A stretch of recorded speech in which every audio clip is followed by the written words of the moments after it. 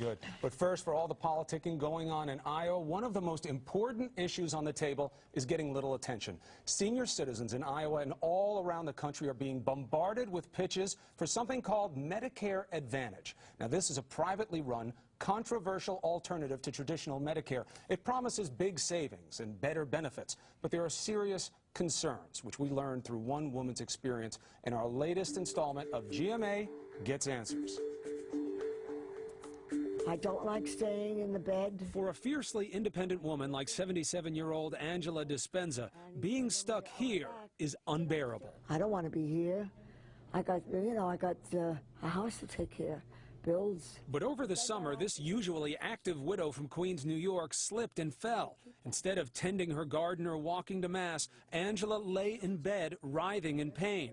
She was rushed to the emergency room at Jamaica Hospital. She had a fracture in her back. Broken back? Yes. No question? No question. But when hospital staff asked Angela's insurance company, Oxford, to admit her, the company said no. Did you tell the woman from the HMO that she had a broken back? Yes. And what was their response? That she's not for admission, that she did not need to be in the hospital. Usually when seniors visit a hospital, they're treated immediately as part of Medicare. But Angela isn't enrolled in traditional Medicare. Like more than 8 million other seniors, she opted for an alternative program called Medicare Advantage, run by insurance companies. David Rosen is Jamaica Hospital's CEO. He says the program is shortchanging seniors like Angela. We see frequent evidence of denial of care that would have been a no-brainer under the conventional Medicare program. And government audits show the problems are widespread.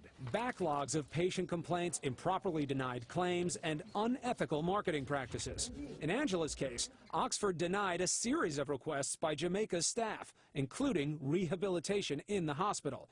Doctors said it was Angela's best chance to walk again, but Oxford said inpatient rehab was not medically necessary. Unusual thing to request in a situation like this, rehabilitation? Of course not. We had basically begged them, give us a week.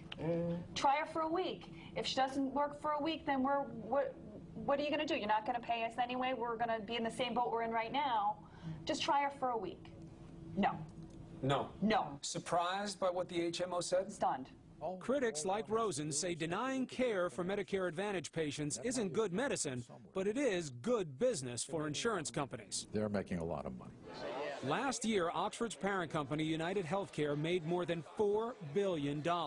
Some of that profit came from you, because Oxford and other companies are paid by Washington to run Medicare Advantage, even though government reports show it can cost as much as 20% more than the traditional program. Despite the higher price tag, critics say for some patients it's hard to see the advantage. In Angela's case, rather than keeping her in the hospital for rehab, Oxford sent her home in the back of an ambulance.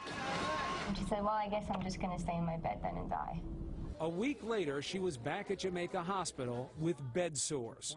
That's when we met Angela. What would you say to the insurance company? How dare you do these things to me? I was paying every year. I never failed to pay. That's why they took me in. And now you just want to get back, get up and get home? Yes. But on your own 2 feet? Exactly. We asked Oxford United Healthcare to sit down with us on camera, but the company declined. And like many other times when we've tried to get answers, we were directed to the insurance industry's trade group and its spokesperson, Susan Pisano. One thing you get if you join a Medicare Advantage plan is better benefits.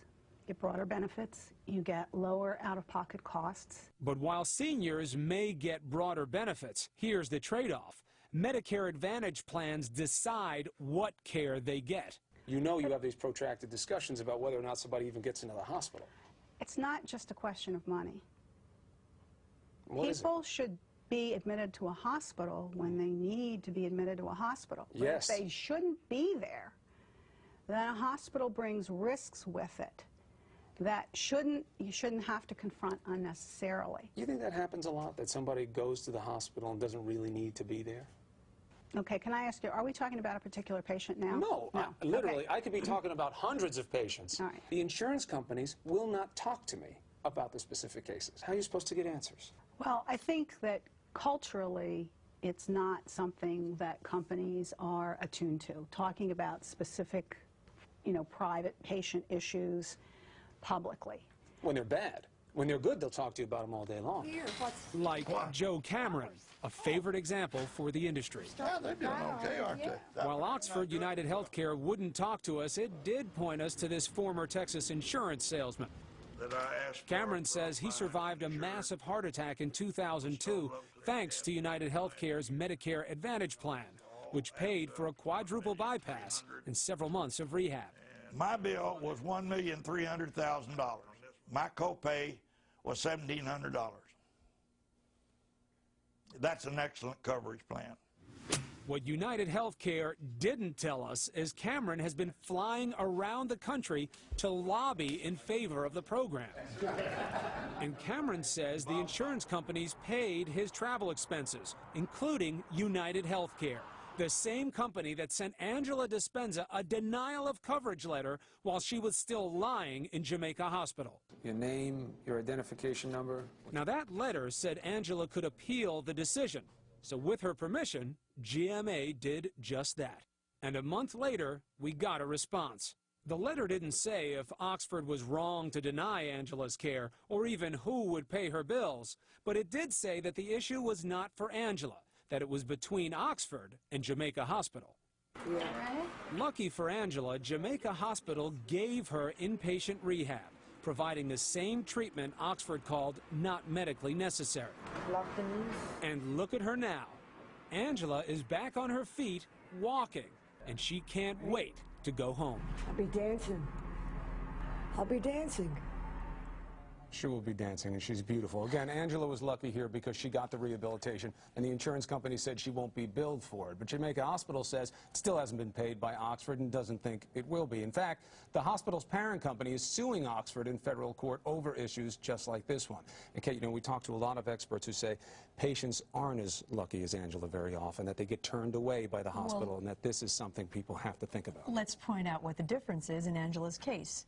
That letterhead from ABC News. Maybe. This hospital, to be frank, Jamaica Hospital is lobbying very actively on her behalf. But so it could be partly that, too. It could. But we like to get involved in these things because you see someone like Angela, and it takes your heart, and it hurts it because but you want to wonder how many other patients out there could use a letter from someone like you to go after the system. That's exactly right. And that's why we do the stories, because the more people know about it, the more we pay attention, the more people there are to help people like Angela. It's time now for the weather. Let's go to Sam Champion, who is at the beautiful New York Botanical Garden.